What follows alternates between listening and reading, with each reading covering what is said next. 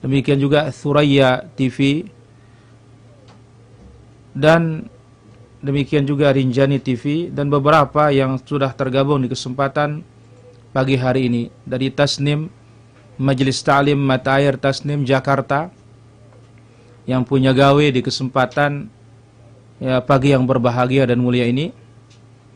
Alhamdulillah, Allah Azza wa Jalla berikan kita taufik di kesempatan yang mulia ini, kita bisa berjumpa, kita bisa bertemu di majalisul ilm, yang mudah-mudahan Allah Azza wa Jalla memberatkan timbangan amalan kita dengan sebab kita hadir di majelis ilmu ini.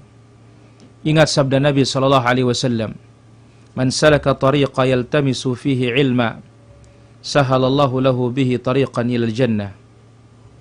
Barang siapa salaka tariqa yaltamisu fihi ilma, berjalan untuk mencari ilmu, maka Allah Azza wa Jalla mudahkan jalannya masuk ke dalam surga.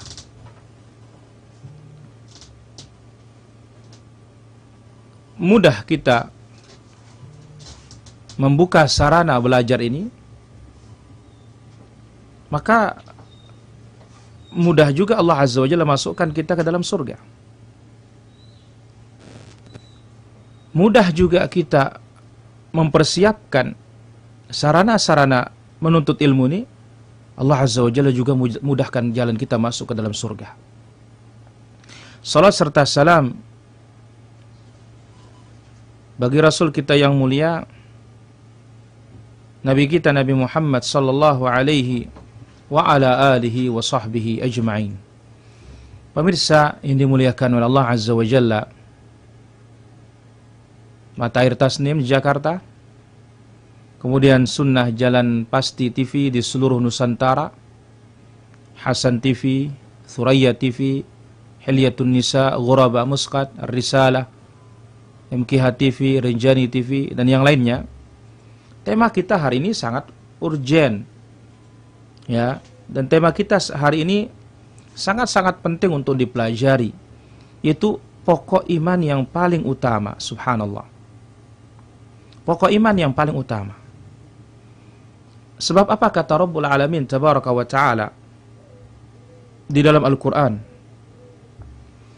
Allah sebutkan di dalam suratul Baqarah ayat 177, "Laisal birra an tuwallu wujuhakum qibala al-masyriqi wal maghrib." Bukanlah ya hakikat kebaikan itu kalian menghadap ke timur, menghadap ke barat. Salat diperintahkan menghadap Baitul Maqdis, salat diperintahkan menghadap Ka'bah. Bukan inti dari kebaikan tersebut. Walakinnal birra man amana billah. Intinya itulah iman kepada Allah Azza wa Jalla. Sebab iman kepada Allah Azza wa Jalla, kemanapun kita diperintah oleh Allah Azza wa Jalla, kita akan nurut. Maka itu sebabnya para ulama salaf mengatakan, naduru ma'ad dalil haitsu dara. Kita berputar bersama dalil itu. Kemana dalil itu mengarahkan kita, ke sana kita ikut mengarah.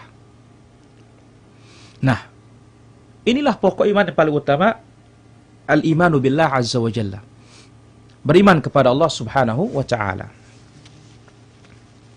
Bagaimana tidak? Iman kepada Allah Azza wa Jalla pondasi pertama dan paling utama dalam rukun iman, dalam pondasi-pondasi keimanan yang 6 itu. Wa huwa ahammuha wa a'zamuha, dia yang paling penting, dia yang paling agung. Maka itu sebabnya temanya kita ini pokok iman paling utama. Nah, makna dari al-imanu billah azza wa jalla, iman kepada Allah azza wa jalla, an yu'minal 'abdu bi anna Allah huwa wahdahul khaliqul mudabbir.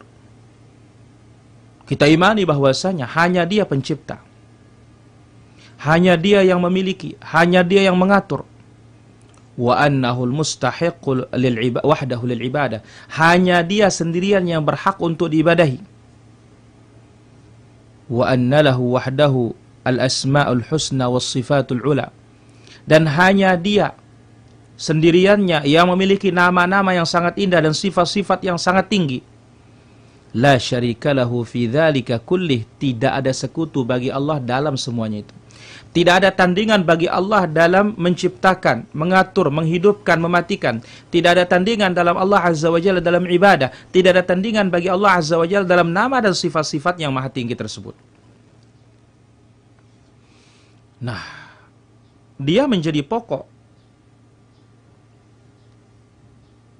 Ya.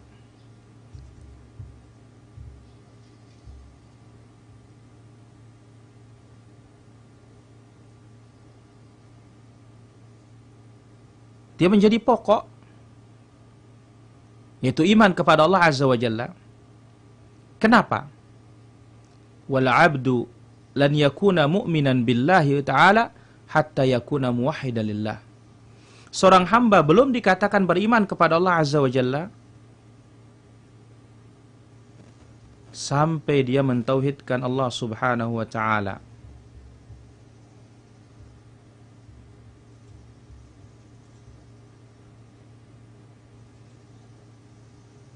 Ini pokok. Pokoknya adalah tauhid Allah Azza wa Jalla. Wa huwa ifradullah birrububiyyah wal uluhiyyah wa asma'i wa sifati. Kita esakan Allah Azza wa Jalla dalam rububiyahnya. Kita esakan Allah Azza wa Jalla dalam uluhiyahnya. Kita esakan Allah Azza wa Jalla dalam nama-nama dan sifatnya.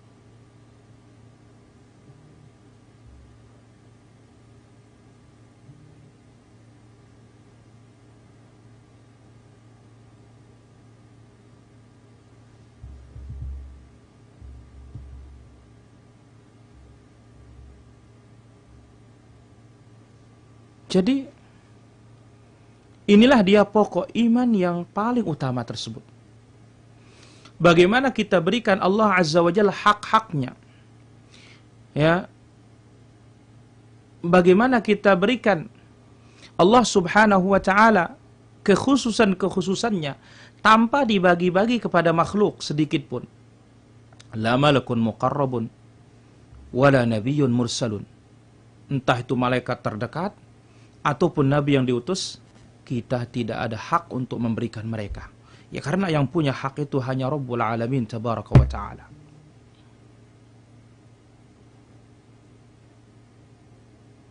Tiga kekhususan Allah Azza wa Jalla ini.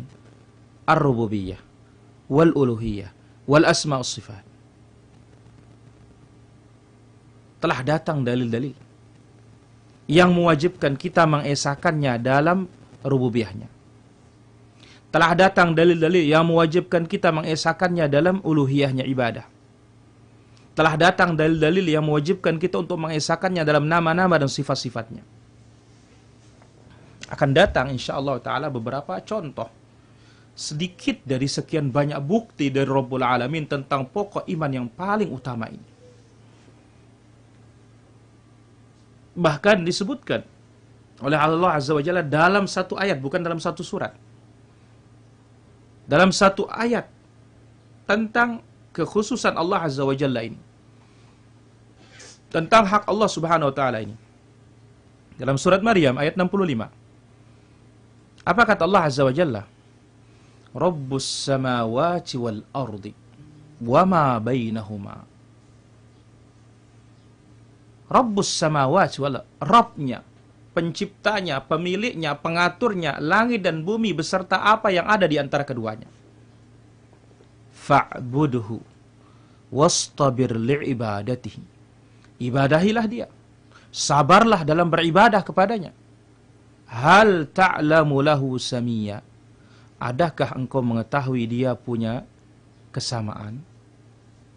Adakah engkau mengetahui dia punya bareng?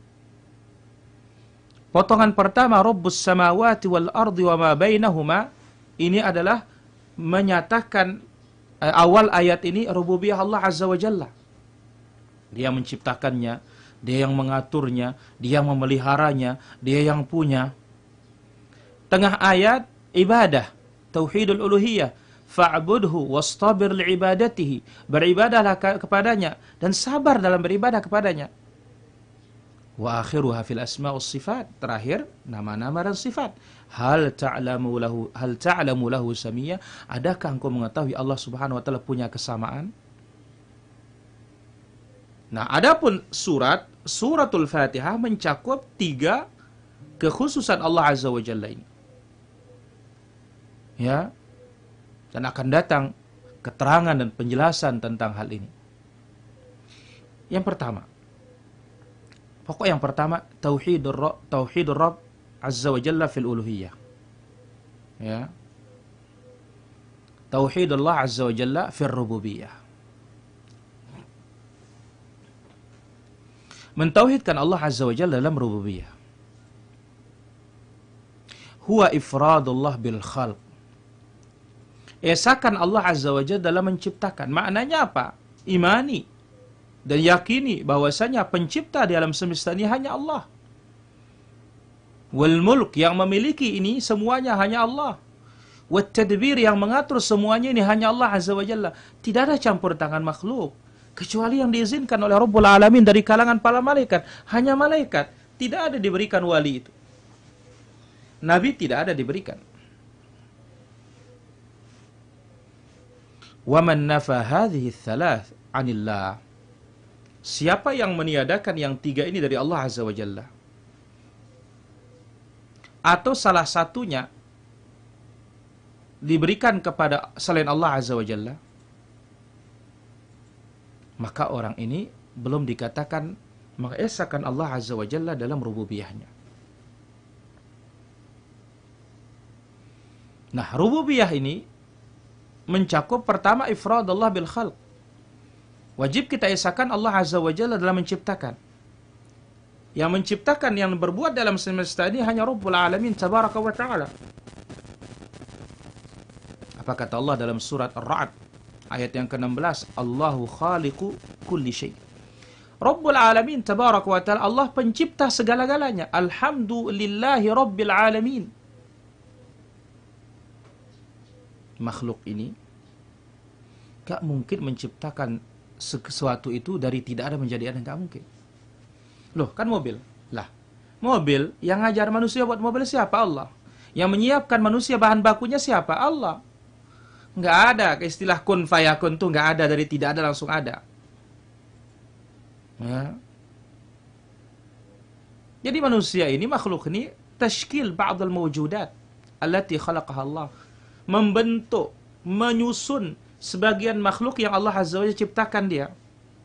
Ya, contoh pintu. Dari mana pintu? Dibuat dari kayu. Kayu yang menciptakannya siapa? Allah Azza wa Jalla. Kemudian tukang kayu ini yang mengilhaminya untuk bisa membuat pintu itu siapa?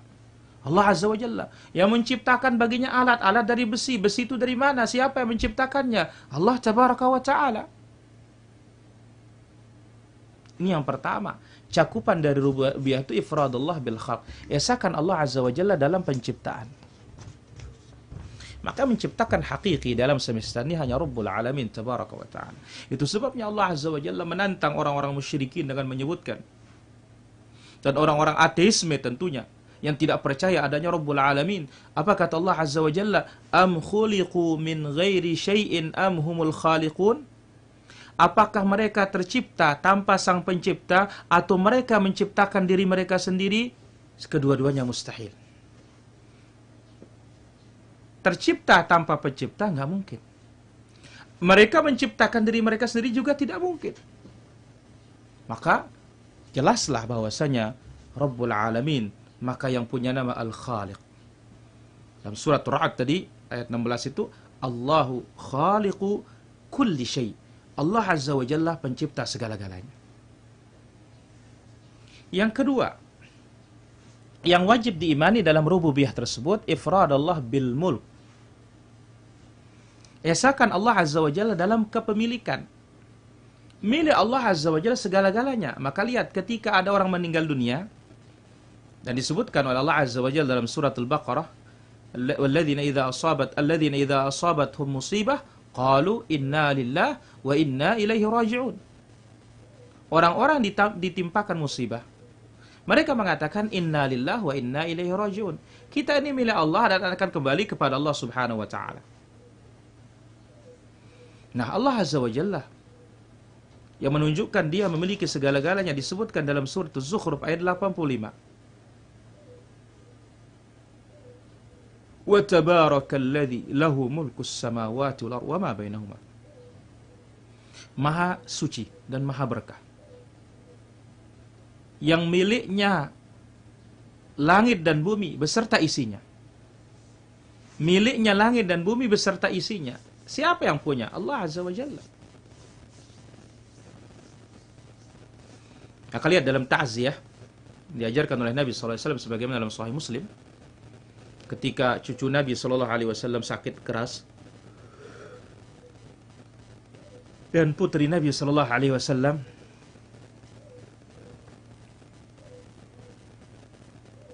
datang supaya Nabi mengunjungi. Apa kata Nabi SAW?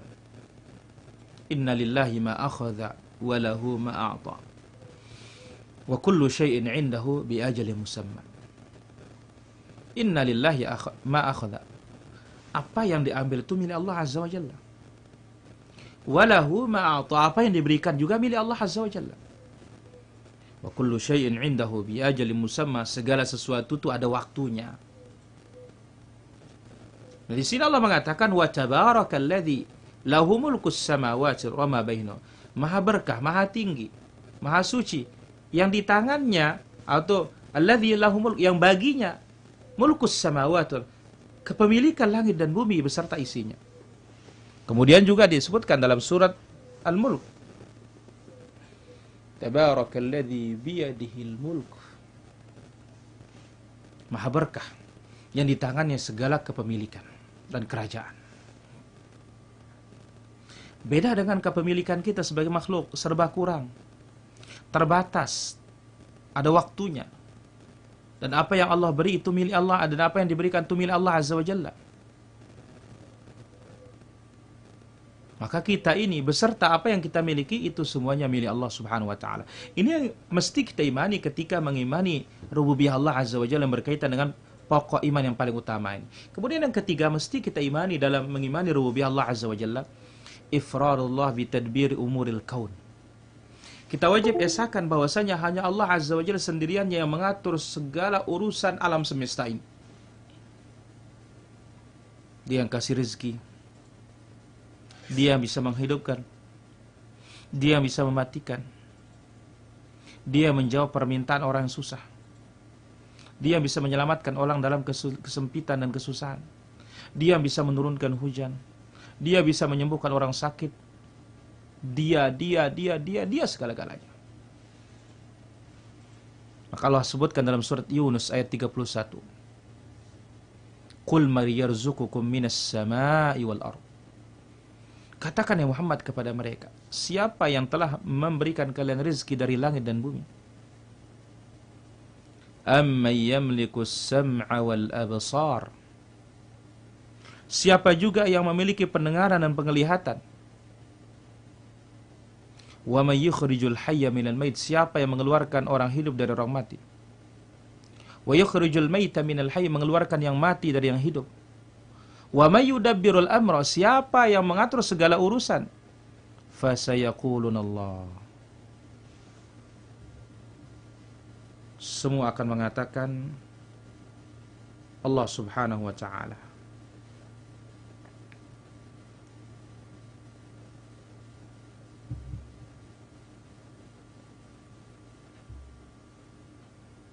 Semua mengatakan Rabbul Alamin Tabaraka wa Ta'ala. Maka ini sesuatu maftur fi qalbi ibni Adam. Sesuatu yang sudah difitrah oleh Allah Azza wa Jalla di hati anak Adam. Yang beriman maupun yang tidak beriman, semua akan mengakui hal ini. Maka itu sebabnya Ibnu Abbas ketika menafsirkan ayat wa ma yu'minu aktsaruhum billahi illa wa hum musyrikun. Kebanyakan manusia yang beriman kepada Allah ini mereka syirik. Apa maksudnya kebanyakan mereka yang beriman? Mengimani Allah menciptakan, Allah menghidupkan, Allah mematikan, semuanya diimani. Tetapi dalam ibadah mereka tidak beribadah sepenuhnya kepada Rabbul Alamin Tabaraka wa Ta'ala. Nah, mengimani rububiyah Allah Azza wa Jalla, ya, memiliki dampak positif yang sangat banyak.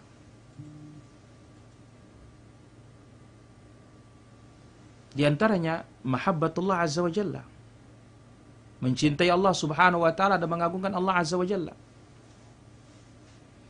Jadi ketika kita tahu rububiyah Allah Azza wa Jalla, kita cinta kepada Allah.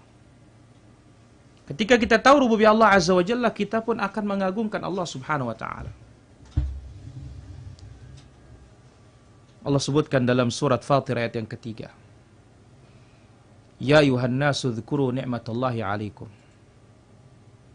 Hai sekalian manusia, ingatlah nikmat Allah atas kalian. Hal min khaliqin ghairullah? Adakah pencipta selain Allah Azza wa Jalla? Yarzuqukum minas sama'i wal ardh. Setelah kalian diciptakan, dikasih kalian rizki dari langit dan dari bumi. Tidak ada. Lihat makhluk sekarang. Tidak usah berbicara anak ayam, tidak usah berbicara ayam, tidak bisa berbicara sapi. Berbicara manusia, betapa banyak manusia tidak bertanggung jawab untuk menghidupi, menafkahi anaknya. Kalau bukan Allah Azza wa Jalla yang kasih rizki, mungkin betapa banyak orang akan mati kelaparan. Kenapa? Banyak orang tua hanya bisa membuat anak saja, setelah itu mereka tinggalkan. Nah, ikan-ikan di laut itu bagaimana? Yang begitu banyak. Rumput-rumput itu bagaimana? Semut-semut itu bagaimana? Kera yang ada di pepohonan di hutan itu bagaimana? Kalau bukan Rabbul Alamin Tabaraka wa Ta'ala yang kasih dia rizki, yang maha kaya, super kaya, bagaimana jadinya makhluk ini? Kemudian di antara dampak positif dari mengemani rububiyah Allah Azza wa Jalla, at-tawakkul 'ala Allah wahdah, kita bersandar hanya kepada Dia. Wa ibadatuhu wahdah. Dengan kita mengetahui rububiyah ini, kita tidak mungkin akan menyembah selain Allah. Kita tidak pantas beribadah hanya kepada selain Allah Azza wa Jalla. Bagaimana tidak? Dia yang mencukupi kita segala-galanya. Fasilitas apapun. Urusan yang tidak bisa dijangkau oleh manusia, hanya Allah Azza wa Jalla menjamin. Urusan nyawa Allah, manusia nggak bisa buat apa-apa. Secanggih apapun ilmu kedokteran dan alat kedokteran, udah nggak bisa ngidupin orang mati sudah. Angkat tangan sudah. Tapi Allah Azza wa Jalla bisa. Maka Allah sebutkan di dalam suratul Baqarah ayat 21, Ya ayuhan nasu u'budu rabbakumul ladzi khalaqakum walladzina min qablikum la'allakum tattaqun. Hai sekalian manusia, beribadahlah kalian kepada Rabb kalian. Esakan dia dalam ibadah, sebab yang memberikan segala-galanya Allah Azza wa Jalla, yang telah menciptakan kalian dan menciptakan orang-orang sebelum kalian agar kalian bertakwa kepadanya. Maka dari sini para ulama kita mengatakan tauhidur rububiyah yastalzim tauhidul uluhiyah. Mengimani rububiyah Allah Azza wa Jalla mewajibkan seseorang beriman mewajibkan seorang bertauhid uluhiyah. Mewajibkan seorang beribadah hanya kepada Allah Azza wa Jalla semata.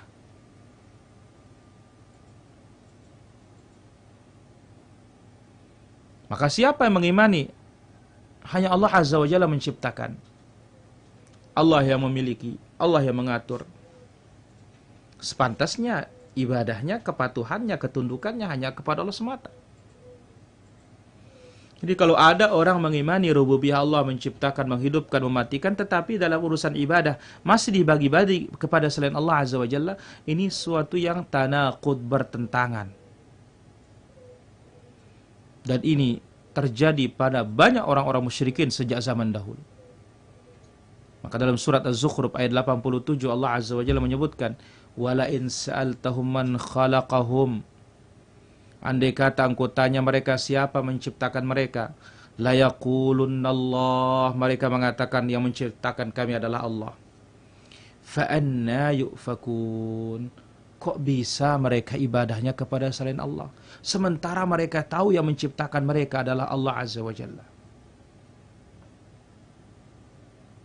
Baik, poin berikutnya, mana dalil atas keberadaan Allah Subhanahu wa taala. Sepanjang sejarah tidak ada yang mengingkari keberadaan Allah Azza wa Jalla kecuali manusia yang jumlahnya sangat sedikit. Orang-orang seperti itu taubahnya seperti orang mendustakan adanya matahari di siang bolong. Keberadaan Allah adalah keberadaan yang paling nyata dalam alam semesta ini. Karena apapun yang ada di alam semesta itu tanda akan adanya Allah Azza wa Jalla. Bahkan keberadaan Allah Subhanahu wa taala ya, tanpa harus jauh-jauh dengan keberadaan manusia buktinya. Tidak perlu dipikirkan, tidak perlu dalil. Maka oleh karena itu tidak sah seorang ragu akan hal tersebut. Maka dalam surat Ibrahim ayat 10 Allah mengatakan, qalat rusuluhum afillahi syakkum fatiris samawati wal ardh.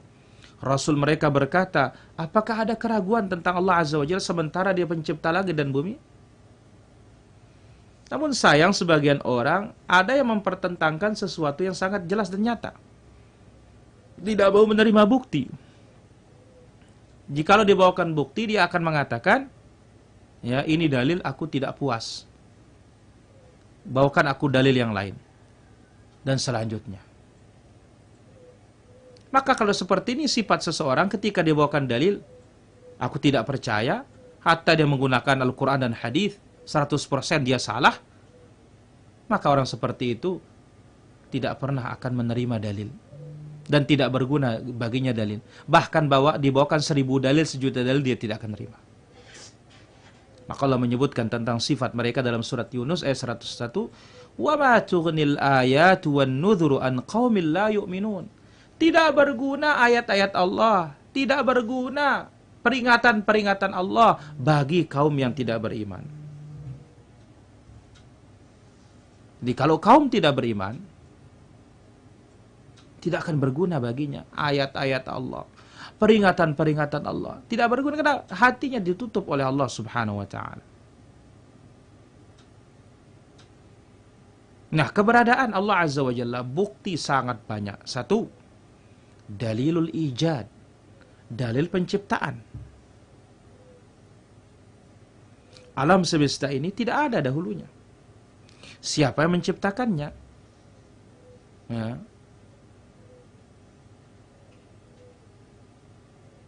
Ada 3 kemungkinan. Secara logika kita bawakan. 2 kemungkinan batil, 1 kemungkinan yang pas dan benar. Kemungkinan yang batil pertama, ayyakunal kaun awjada nafsahu. Alam semesta itu ada, dia sendiri yang menciptakan dirinya. Ini mustahil.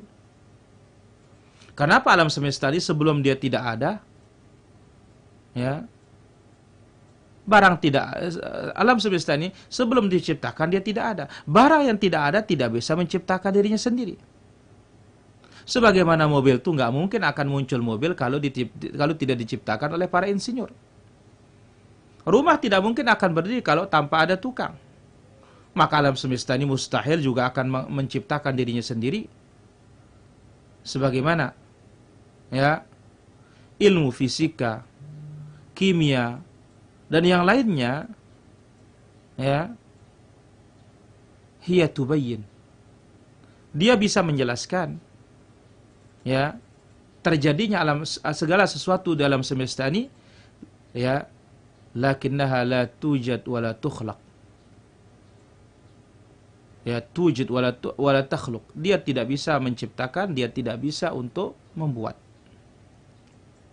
Ini kemungkinan pertama. Dan ini batil. Kemungkinan yang kedua yang batil juga, alam semesta ini ada tanpa pencipta. Dia ada begitu saja. Ini juga mustahil. Mobil nggak mungkin muncul secara tiba-tiba tanpa pencipta. Rumah tidak mungkin juga muncul secara tiba-tiba tanpa pencipta. Atau tanpa ada yang membangunnya. Apalagi alam semesta yang begitu besar, yang begitu rapi, yang Allah Azza wa Jalla ciptakan. Maka untuk dia ada secara tiba-tiba ini sangat mustahil. Kemungkinan yang ketiga yang benar adalah alam semesta ini diciptakan oleh Sang Pencipta yang Maha Kuasa. Ini adalah kemungkinan yang wajib dipastikan. Dan ini diterima oleh akal sehat sebelum dalil. Mobil akan ada ketika ada yang memproduksinya. Rumah akan berdiri ketika ada tukangnya. Apalagi alam semesta yang begitu besar, yang tidak ada yang tahu bagaimana besarnya kecuali Rabbul Alamin. Inilah dalil akal namanya. Dalilul ijad. Yang Allah Azza wa Jalla sebutkan dengan kata-kata yang sangat singkat dalam surat At-Tur ayat 35. Am khuliqu min ghairi syai'in am humul khaliqun. Apakah mereka diciptakan tanpa sang pencipta atau mereka menciptakan diri mereka sendiri? Ketika batal bahwasanya mereka tercipta tanpa sang pencipta, dan batal juga mereka itu tercipta diri sendiri, mereka menciptakannya. Maka ini menunjukkan bahwasanya pasti ada sang pencipta, yaitu Rabbul Alamin tabaraka wa ta'ala. Maka yang mengingkari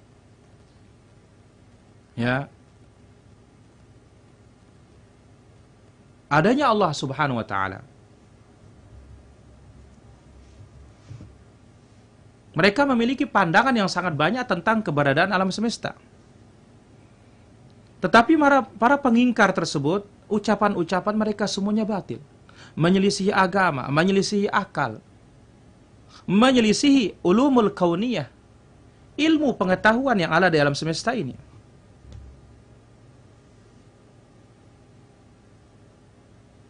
Dan kita mengetahui Rabbul Alamin tabaraka wa ta'ala sudah menyebutkan dalam surat Ar-Ra'd ayat 16, Allahu khaliqu kulli syai'. Allah Azza wa Jalla pencipta segala-galanya. Itu dalil yang pertama. Yang kedua, dalil fitrah. Dalil fitrah manusia. Itu apa yang Allah Azza wa Jalla ciptakan, letakkan pada setiap manusia.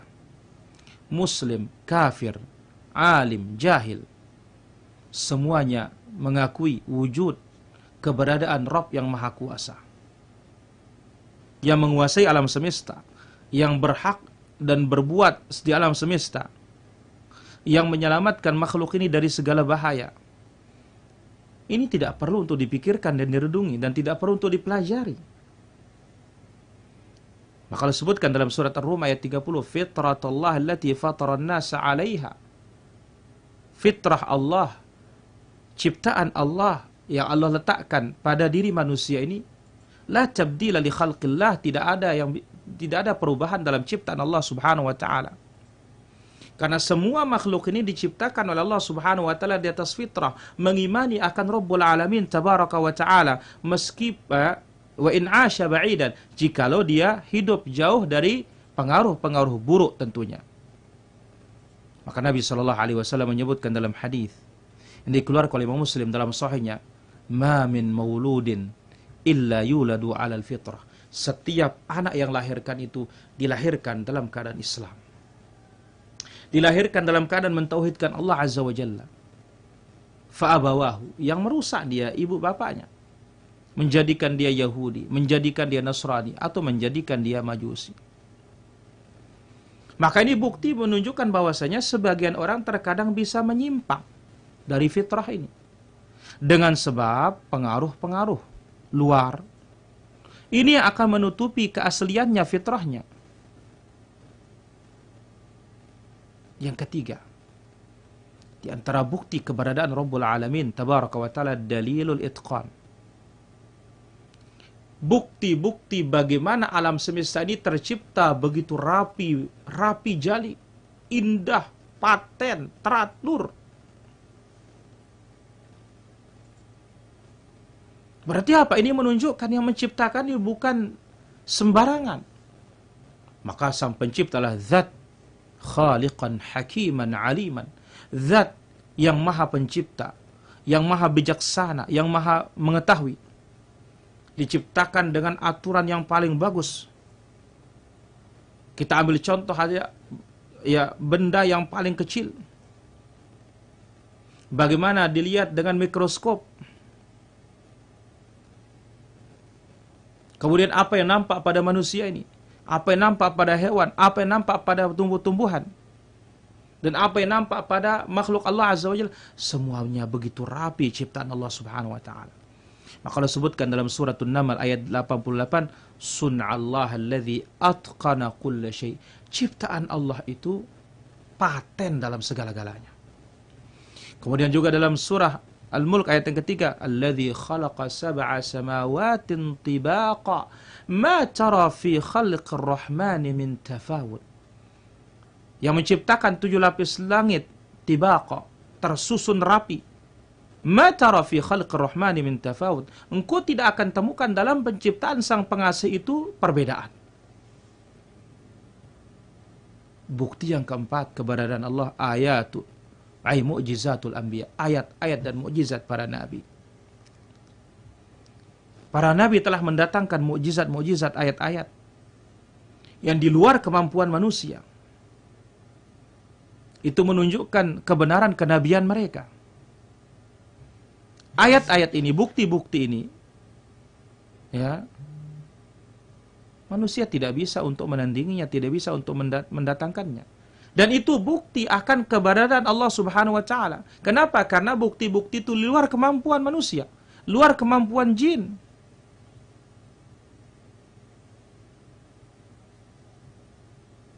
Coba, siapa yang bisa menenggelamkan bumi ini dengan banjir bandang? Ketika Nabi Nuh alaihi salatu wasallam berdoa, apa kata Allah Azza wa Jalla? Menyebutkan dalam surat Nuh, wa qala Nuh rabbi la tadhar 'alal ardi minal kafirin dayyara. Nuh berdoa, ya Rabb, jangan kau sisakan di atas muka bumi ini satu orang kafir pun jangan.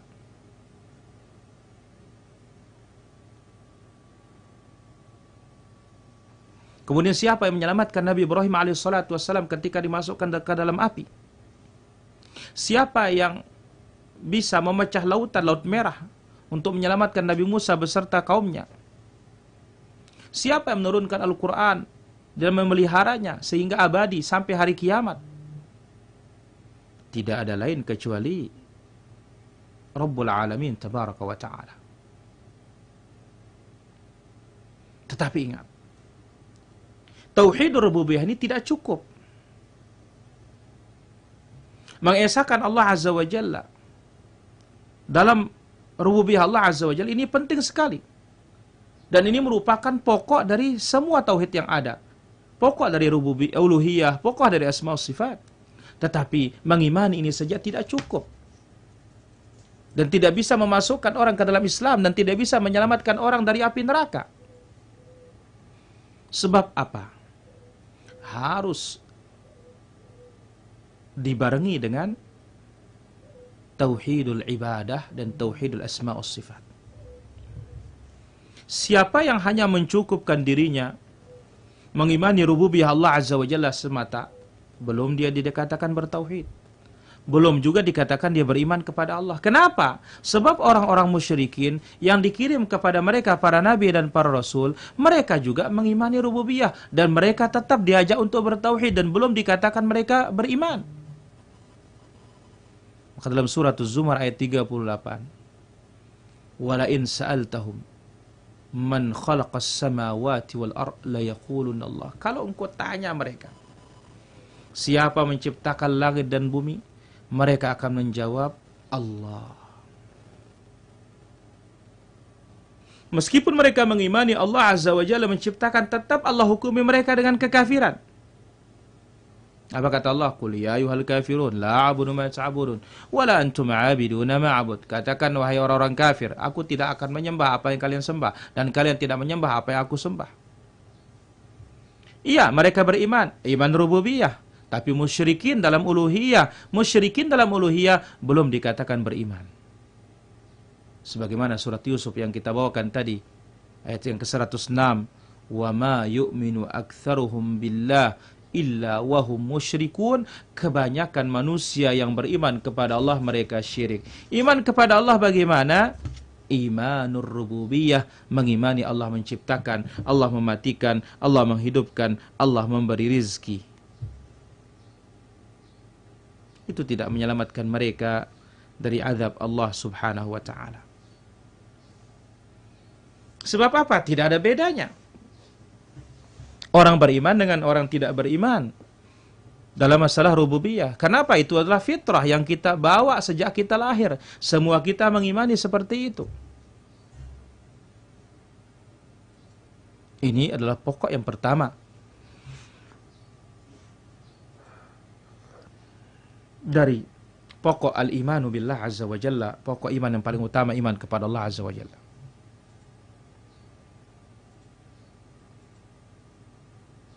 Yang kedua, tauhidul uluhiyah atau tauhidul ibadah.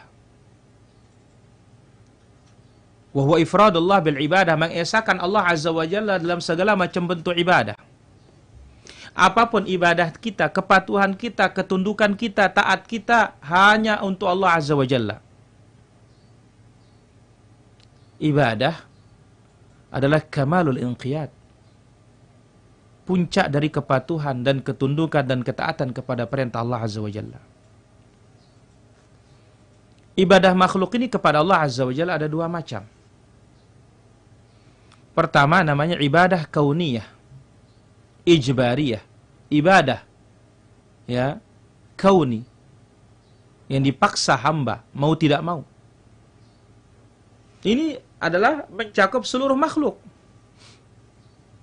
yaitu sempurnanya kepatuhan dan ketundukan dan ketaatan kepada perintah Allah yang sifatnya kauni. Dan rububiyah Allah azza wa jalla secara umum bagi alam semesta ini. Maka Allah sebutkan dalam surat Maryam ayat 93, in kullu man fis samawati wal ardi illa atir rahmani abda. Semua yang di langit dan bumi datang menjadi hamba Allah azza wa jalla. Artinya apa? Apapun yang ada dalam semesta ini hamba Allah. Ya, hamba Allah yang kauni. Kenapa? Mau tidak mau mereka itu memang hamba Allah subhanahu wa ta'ala. Maka jin, manusia, hewan, tanaman, tumbuh-tumbuhan, benda mati, benda padat, semuanya mau tidak mau dia itu hambanya Allah azza wa jalla. Dia ada dengan ketetapan Allah subhanahu wa ta'ala. Tidak bisa keluar dari keputusan Allah azza wa jalla. Tidak bisa mereka menentang ketetapan Allah dalam putusan alam semesta. Dan tentu ini, penghambaan seperti ini tidak ada istimewanya. Kenapa? Karena semuanya sama. Orang kafir dengan orang Islam semuanya hamba Allah azza wa jalla. Ibadah yang kedua namanya ibadah syar'iyah al-ikhtiyariyah. Ibadah syar'i yang kembali kepada pilihan manusia atau manusia bebas untuk memilih. Ini khusus bagi orang-orang beriman dari kalangan jin dan manusia. Ibadah seperti inilah kepatuhan dan ketundukan dan ketaatan kepada perintah Allah yang diperintahkan dalam urusan beragama. Karena cinta kepada Allah, karena mengagungkan Allah. Dilaksanakan apa yang diperintahkan oleh Allah, dilaksanakan apa yang dicintai oleh Allah dan diridhai oleh Allah. Ucapankah, perbuatankah yang nampakkah maupun tersembunyi. Nah, ibadah yang syar'i ini, inilah yang dimaksud dengan tauhidul uluhiyah. Siapa yang melaksanakannya di sini akan mendapatkan pahala. Siapa yang tidak melaksanakannya ini akan mendapatkan hukuman dalam ibadah ya syar'iyah ini. Maka manusia dan jin diciptakan oleh Allah Subhanahu wa taala. Dalam kehidupan dunia ini mereka diberi kesempatan untuk memilih. Alladzi khalaqal mauta wal hayat liyabluwakum ayyukum ahsanu amala. Allah menciptakan kematian dan kehidupan untuk menguji kalian siapa di antara kalian yang terbaik amalannya.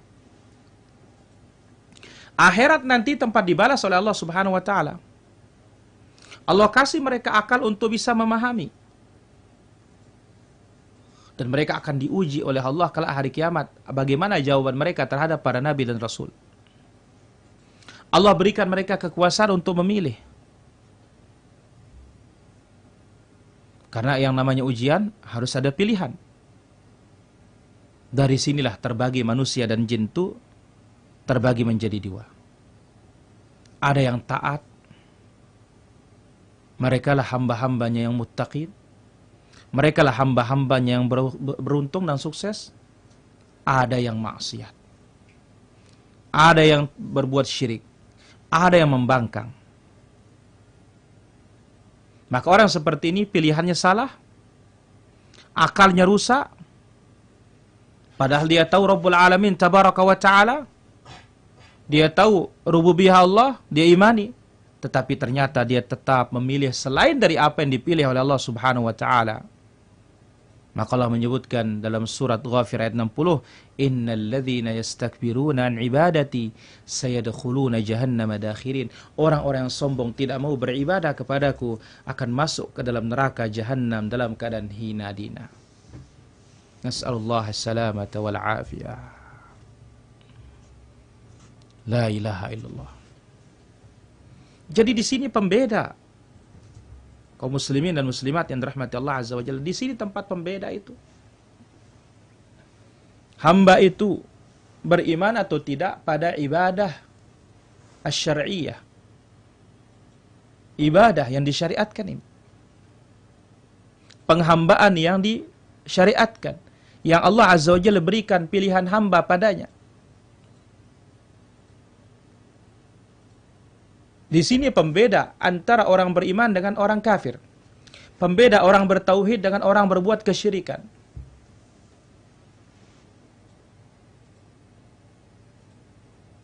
Maka oleh karena itu,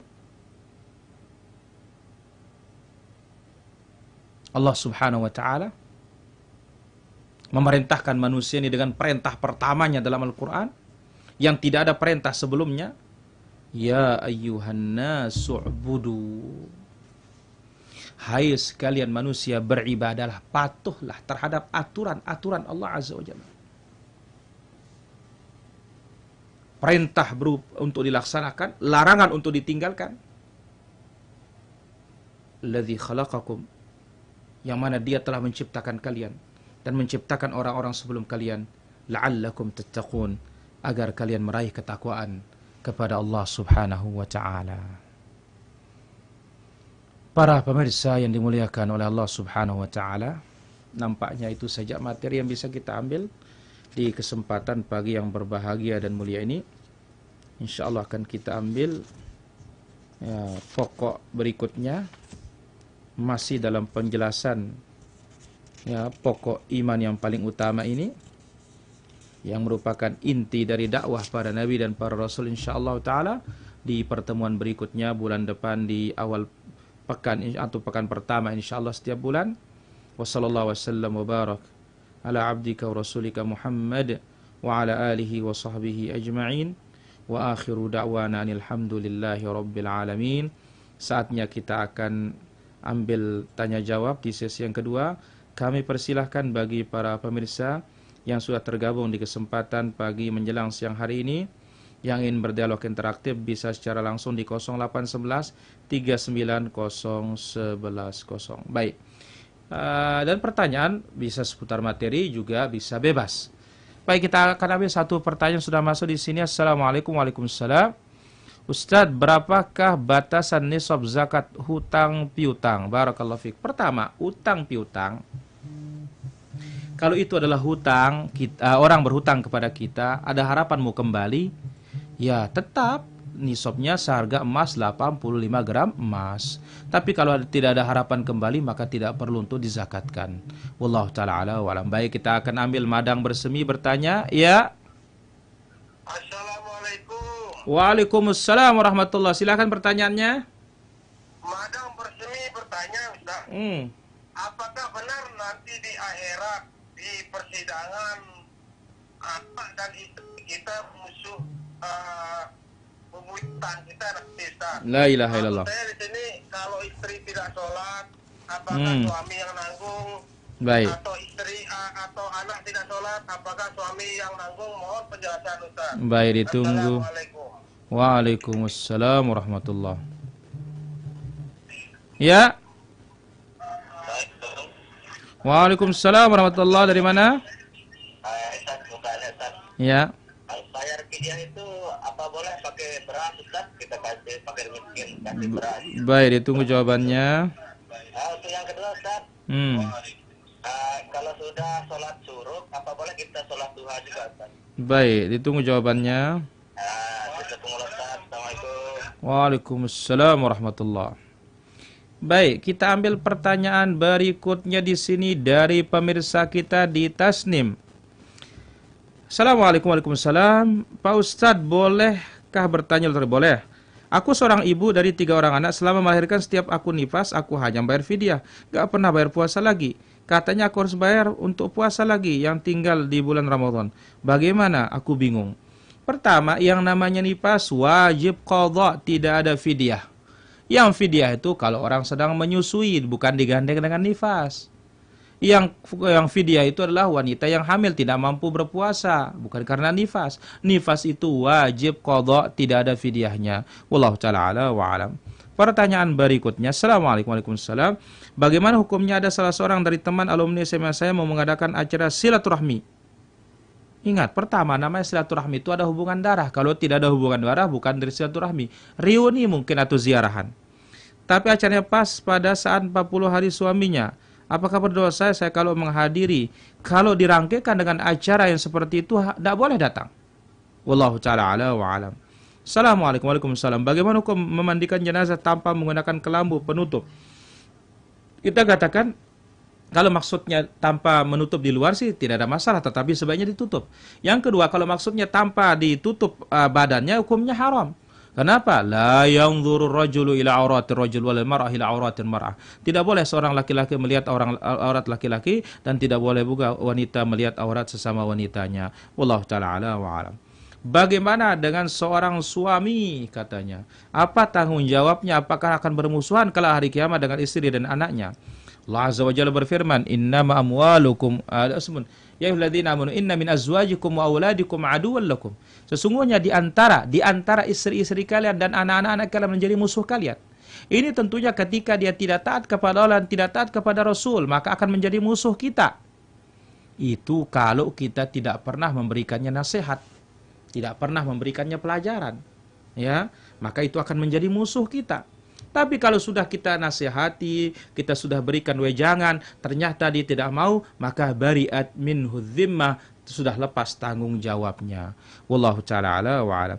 Kemudian bolehkah fidyah menggunakan beras? Boleh, asal beras mesti ada lauk pauknya, jangan beras saja. Tidak ada orang sepakir-fakirnya makan beras saja. Wallahu ta'ala ala wa alam. Setelah sholat suruk, bolehkah sholat duha? Boleh. Bahkan sebagian para ulama kita mengatakan syuruk itu adalah awal dari sholat duha. Tapi kalau mau tanya mana waktu duha yang paling afdal, Rasulullah Shallallahu Alaihi Wasallam bersabda, "Sholatul awwabin hina tarmadul fisal." Sholatnya orang yang banyak bertaubat ketika anak unta kepanasan. Berarti apa? Di akhir waktunya. Wallahu ta'ala ala wa alam.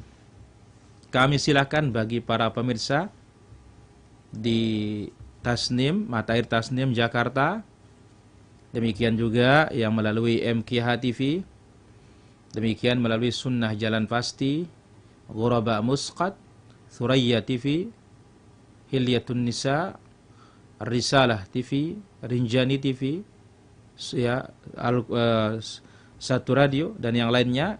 Kami silahkan, kami berikan kesempatan di 0811 390 110 untuk dialog interaktifnya. Kemudian melalui WhatsApp-nya di Tasnim Center, kami persilahkan. Ingin ada atau ada yang ingin ditanyakan, kami beri kesempatan. Silahkan, kami masih menunggu para pemirsa yang ingin bertanya. Ya, mungkin ada yang belum jelas. Kami berikan kesempatan di pagi hari ini.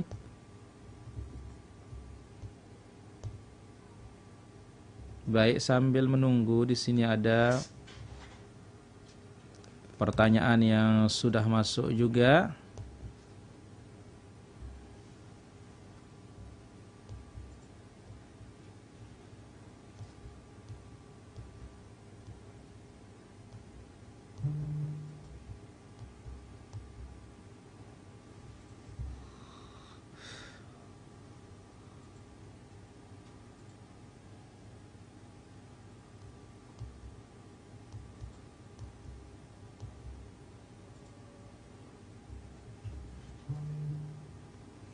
Pak Ustadz, apakah saya berdosa jika mendiamkan pasangan hidup berbuat maksiat?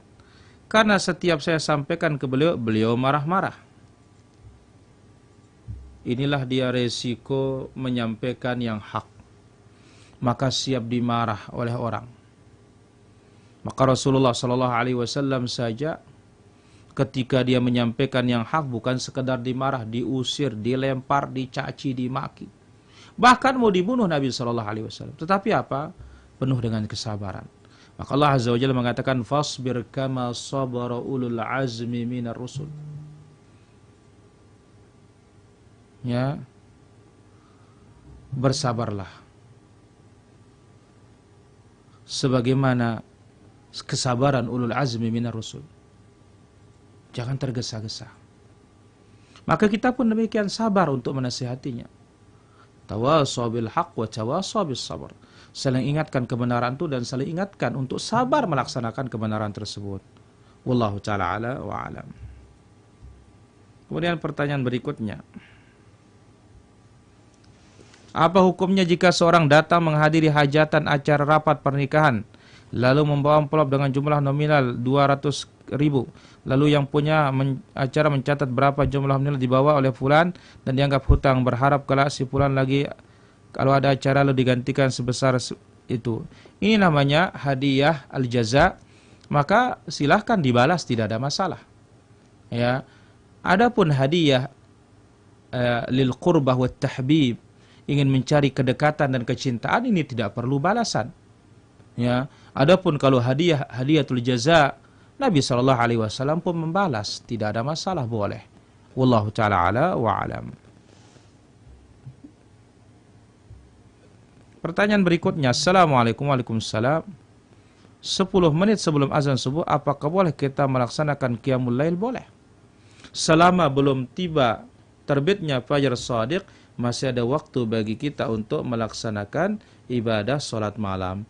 Wallahu ta'ala a'la wa alam. Kami silakan sekali lagi bagi para pemirsa di Majelis Ta'lim Tasnim Jakarta, demikian yang lainnya di 0811 39 0110. Baik, pertanyaan berikutnya. Assalamualaikum. Waalaikumsalam. Ustaz, saya melakukan sholat sunat tahajud 3:30. Bolehkah Ustaz? Ya, kalau 3:30 belum terbit fajar shadiq boleh. Ya, tidak ada masalah. Wallahu ta'ala ala wa alam. Kemudian pertanyaan berikutnya. Kami silahkan bagi para pemirsa di 0811 39 0110. Sekali lagi. Baik, pertanyaan berikutnya. Apa hukumnya ketika sholat menahan tawa? Harus ditahan, jangan tertawa. Kalau tertawa sampai terbahak-bahak, ini bisa membatalkan sholat. Karena itu dihukumi berbicara. Wallahu ta'ala ala wa alam. Kemudian pertanyaan berikutnya. Bismillah. Assalamualaikum. Waalaikumsalam. Dari Jamaah Hilyatun Nisa Semarang bertanya, seorang yang sudah pensiun tidak punya penghasilan, tetapi mempunyai tabungan, apakah wajib membayar zakat bila sudah mencapai nisab atau haul? Kalau sudah mencapai nisab, ya tetap wajib. Ya, la zakat hatta yahul 'alaiha al-haul. Tidak ada zakat kecuali sampai haulnya dan tentu mencapai nisabnya. Wallahu ta'ala ala wa alam. Baik, kita angkat telepon berikutnya. Ya, cepat isi pulsa kalau seperti ini. Ini sudah tandanya dia sekarat HP-nya itu. Kami persilahkan. Baik. Dari Jimmy Manuso bertanya, apa hukumnya sholat fardu di rumah karena masjid imam bacaannya tidak fasih, takut sholat tidak diterima? Enggak boleh. Tetap sholat di masjid. Yang penting tumakninah masih ada.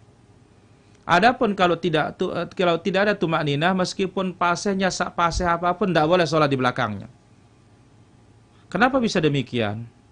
Karena ingat, pertama, mungkin kemampuan dari para imam di sana hanya segitu mampunya. Maka apa? Fattakullah mastata'tum, bertakwa kepada Allah semampu kalian. Adapun tumakninah tidak ada yang boleh tidak mampu, harus mampu. Kemudian juga Nabi SAW bersabda dalam hadits Al-Bukhari, imam itu apa? Yusalluna lakum, memimpin kalian salat. Fa in asabu falakum walahum. Kalau imamnya benar, kalian dapat pahala, imam juga dapat pahala. Wa in akhtau, kalau imamnya salah, falakum wa alaihim, kalian dapat pahala, mereka mendapatkan dosa. Wallahu taala ala wa alam. Kami silahkan bagi para pemirsa dari Hilyatun Nisa, Ghuraba Musqat, Risalah TV, demikian juga dari Thuraya TV, ya, demikian juga dari Jakarta, kami persilahkan. Baik. Dari Lombok Utara bertanya, apa hukumnya pegadaian karena sering terjadi di wilayah. Baik, kita angkat dulu berikut di sini. Ya. Halo, Assalamualaikum Ustaz. Waalaikumsalam warahmatullahi. Silakan pertanyaannya.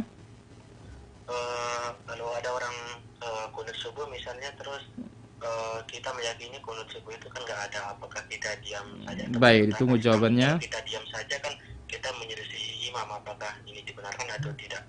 Baik. Itu aja, Ustaz. Kita katakan bahwasanya kunutul fajr, iya, riwayatnya dhaif. Dan tidak ada dikatakan menyelisihi imam ketika kita mengikuti dalil yang sahih.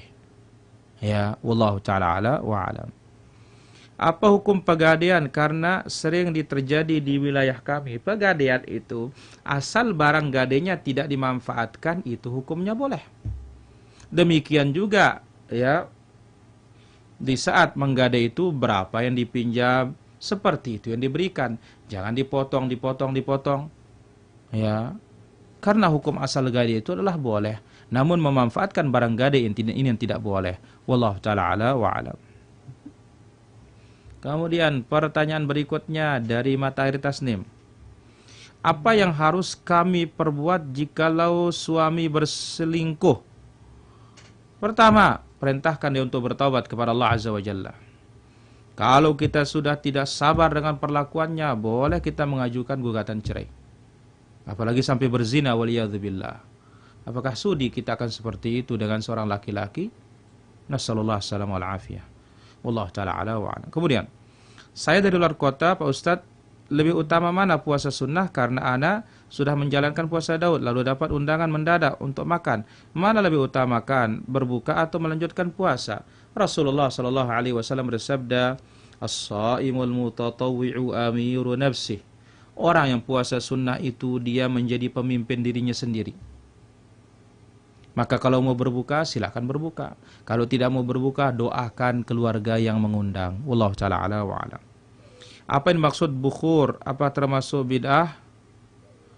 Bukhur, yaitu bakhur, itu artinya adalah minyak wangi. Minyak wangi tidak ada masalah. Tidak ada minyak wangi yang bid'ah. Wallahu ta'ala ala wa alam. Saya punya anak 2, tidak pernah diajar membaca Al-Quran sama bapak. Ya, alhamdulillah anak saya bisa baca Quran, diajar sama ibu. Apakah bapak dapat pahala? Dapat pahala kalau bapaknya mendukung berupa finansial. Yang penting jangan pinang dan sial, pusing dan sial. Ya, jadi kalau bapaknya memiliki dukungan, maka orang tuanya atau bapaknya dapat juga bagian. Wallahu ta'ala ala wa alam. Kemudian pertanyaan berikutnya, adakah doa khusus sholat duha? Ada. Sebagaimana dalam hadis Al-Adabul Mufrad diriwayatkan oleh Imam Al-Bukhari rahimahullah, Nabi SAW selesai beliau sholat duha, beliau berdoa 100 kali. Allahumma ghafirli wa tub alayya, atau Rabbi ghafirli wa tub alayya innaka antat tawwabur rahim 100 kali. Wallahu ta'ala ala wa alam. Adapun doa Allahumma inna dhaha dhahauka wal baha bahauka wal jamal jamaluka wal qudrata qudratuka, ini tidak ada yang sahih dari Nabi SAW. Wallahu ta'ala ala wa alam. Gimana sikap imam kunut subuh? Apakah mengangkat? Boleh diangkat, boleh juga tidak. Wallahu ta'ala ala wa alam. Ustadz, ketika berwudu adakah doanya? Dimulai dengan bismillah, diakhiri dengan asyhadu an la ilaha illallah wahdahu la syarikalah wa asyhadu anna muhammadan abduhu wa rasuluh. Boleh ditambah Allahumma ij'alni minat tawwabin waj'alni minal mutatahhirin. Tidak ada tambahan waj'alni min ibadikas salihin. Wallahu ta'ala ala wa alam. Kalau ada imam kunut subuh tapi kunut dan dibaca kunut witir, itu bagaimana? Inilah menunjukkan dalilnya kunut subuh itu tidak benar. Karena tidak ada. Ya, wallahu ta'ala ala wa alam.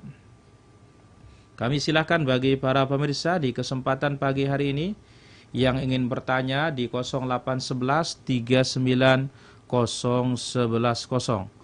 Sekali lagi di 0811 39 0110. Kami silakan bagi para pemirsa Tasnim, ya, mata air Tasnim di Jakarta. Silahkan kalau ingin bertanya. Baik, kita angkat telepon berikutnya. Ya. Assalamualaikum Ustaz. Waalaikumsalam warahmatullahi. Silakan pertanyaannya. Kalau jadi satpam ataupun tukang parkir di bank riba itu hukumnya apa Ustaz? Baik, itu saja. Assalamualaikum. Waalaikumsalam warahmatullahi. Kita katakan kalau masih ada andil berkaitan atau ada keterkaitan dengan bank ribawi tersebut, ya tetap kita dapat dosa. Tapi kalau tidak ada hubungan sama sekali, bukan dia yang gaji kita, tidak ada hubungan kita, maka tidak ada masalah. Wallahu ta'ala ala wa alam. Baik, kami silahkan bagi para pemirsa Mata Air Tasnim di Jakarta, ya, Suraya TV. Baik, pertanyaan berikutnya di sini. Bolehkah menukar posisi tanah wakaf? Boleh. Asal tempat ditukar itu lebih berguna, lebih bermanfaat. Wallahu ta'ala ala wa alam. Kemudian pertanyaan berikutnya. Kami silahkan bagi para pemirsa di 0811 39 0110.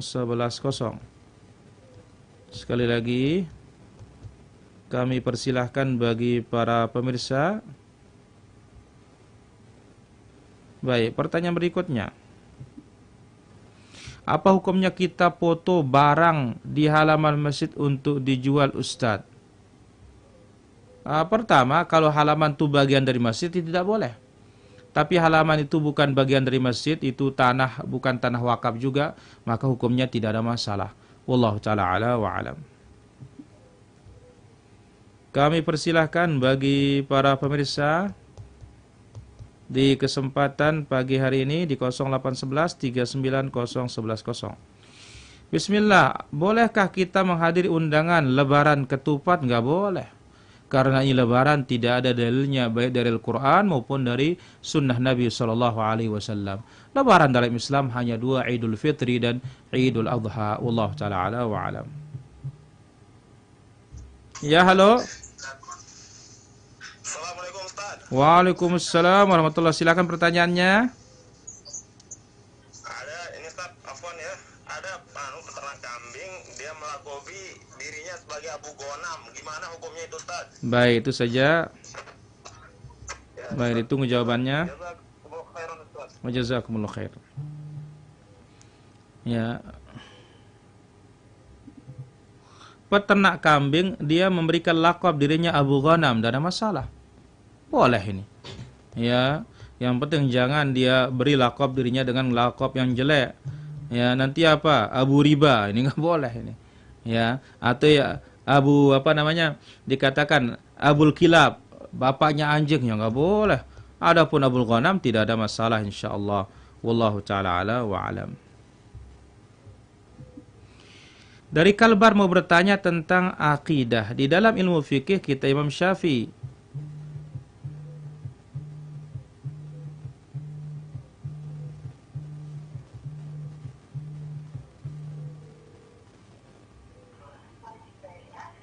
Selamat pagi. Assalamualaikum warahmatullahi baik. Udah ulangi. Assalamualaikum warahmatullahi. Mohon maaf, dari Kalbar mau bertanya tentang akidah. Ustaz, di dalam ilmu fikih kita Imam Syafi'i dan Hambali bahwa tulang-tulang dari akikah tersebut tidak boleh dipotong. Bagaimana kalau selama ini sudah terlanjur? Kalau sudah terlanjur dipotong tidak ada masalah, hukumnya boleh. Wallahu ta'ala ala wa alam. Kemudian pertanyaan berikutnya dari Tasnim, izin bertanya bagaimana hukum untuk kurban jika si jagal mengambil bagian, apa boleh karena kami sudah dibayar oleh punya kurban?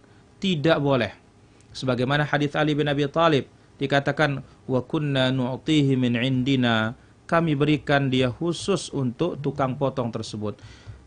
Adapun akan diambil dari hewan tersebut sebagai upahnya, maka ini hukumnya tidak boleh. Wallahu ta'ala ala wa alam. Kami persilahkan bagi para pemirsa Sunnah Jalan Pasti TV, Thuraya TV, ya, demikian juga dari Ar-Risalah TV,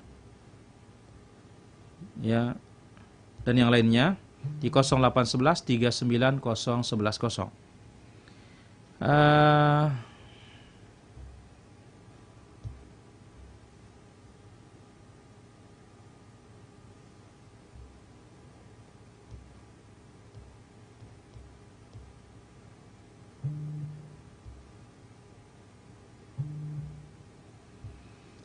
Pertanyaan berikutnya, apa ini maksud dengan sanad dan perawi hadis?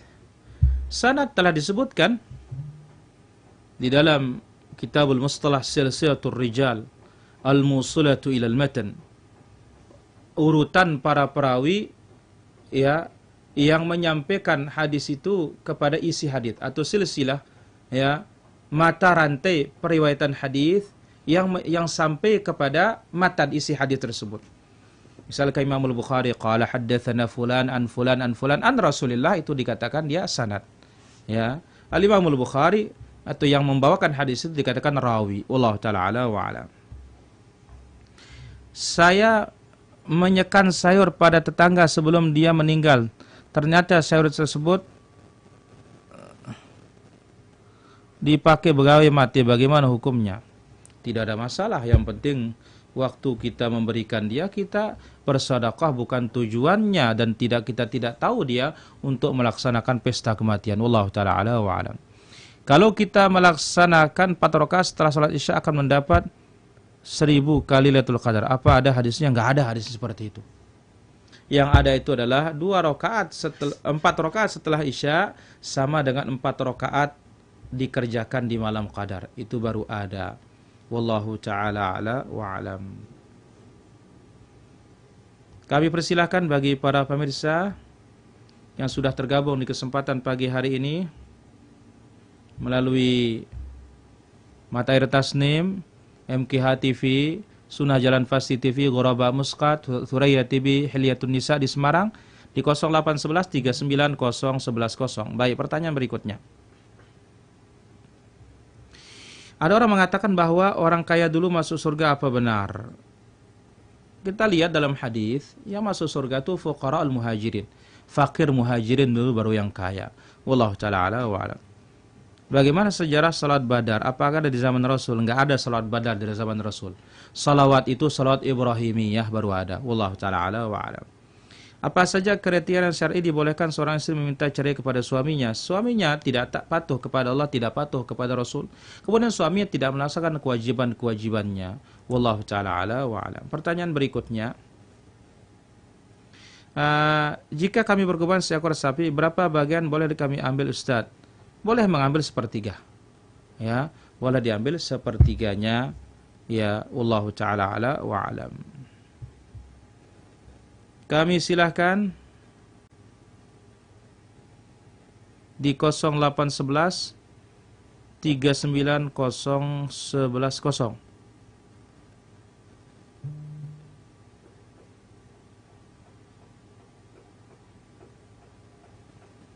Sekali lagi di 0811 390110.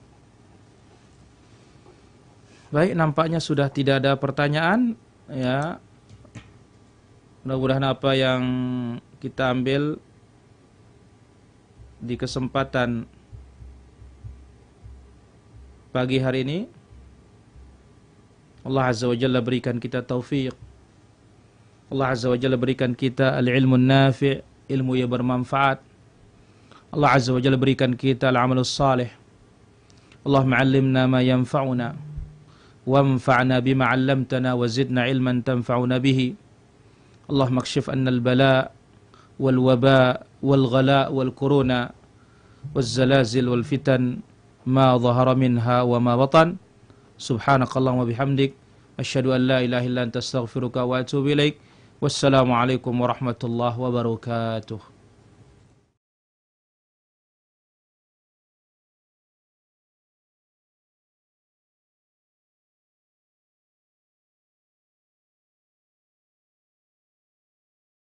Kambing.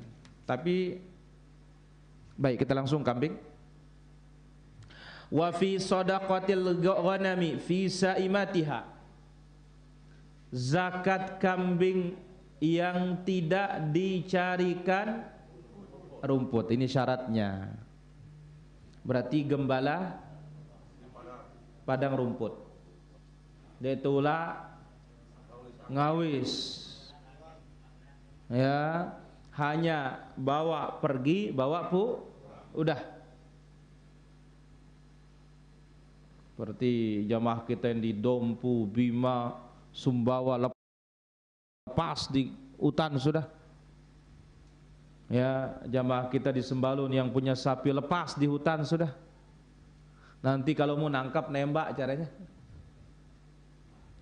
Ya, atau dicarikan apa? Dibawakan garam. Subhanallah. Nah, kalau kita ini cari tiap hari susah, musim rumput susah, cari ke sembelia, cari kemana? Ini tidak wajib zakat kalau ini. Ini yang tidak lelah. Berapa? Ini tabelnya sekarang para jamaah. Insyaallah besok mudah-mudahan bisa dibagikan. Ya, tabel zakat apa? Kambing. Idza kanat arba'ina ila 20 wa mi'ah syah. Siapa yang punya kambing 40 sampai 120 hanya wajib bayar satu kambing saja. Sedikit apa banyak? Sedikit. Dari 40 sampai 120 hanya satu kambing saja. Yang kedua, fa idza zadat ala 20 mi'ah ila mi'atain syatan. Lebih dari 120 sampai 200 dua kambing. 121 dua kambing. 130 dua kambing. 200 dua kambing. Ingat bilangan antara 40 sampai 120 berarti apa? 141 sampai 109 itu namanya auqos, mengikuti zakat yang ada. Ya, jangan nanti kali dua